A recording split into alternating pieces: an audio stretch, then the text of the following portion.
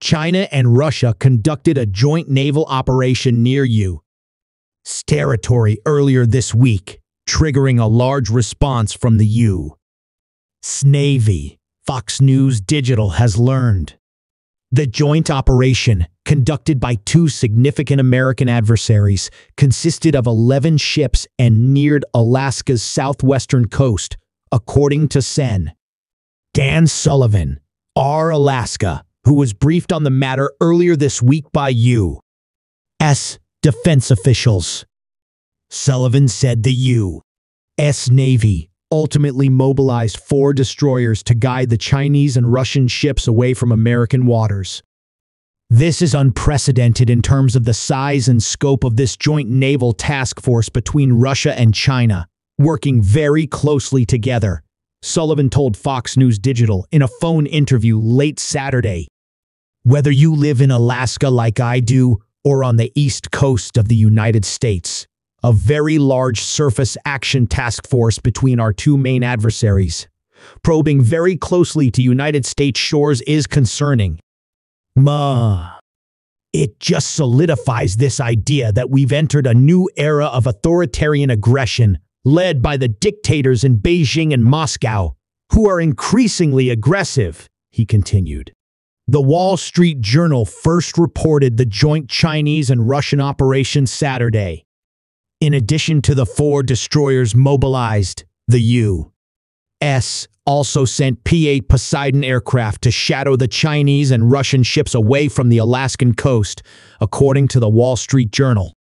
The ships neared the Aleutian Islands, but never entered U.S. territorial waters. Sullivan added that the American response was considerably improved compared to a similar, albeit smaller, incident that occurred in September. The U.S. sent a single Coast Guard cutter after it noticed a Chinese-guided missile cruiser alongside 2 other Chinese ships and 4 Russian ships about 90 miles north of the Aleutian Islands on Sept. 19, 2022. We ramped that up significantly. 4 U.S. destroyers and air assets, P-8s, that were tracking and monitoring this large-scale Russian-Chinese task force quite closely.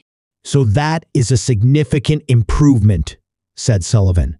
That's a lot of naval power up here, demonstrating American resolve. I'm going to continue to press whether it's the Obama administration, Trump administration, now Biden administration to commit more naval, Coast Guard, and Marine presence and assets in this part of America, he added.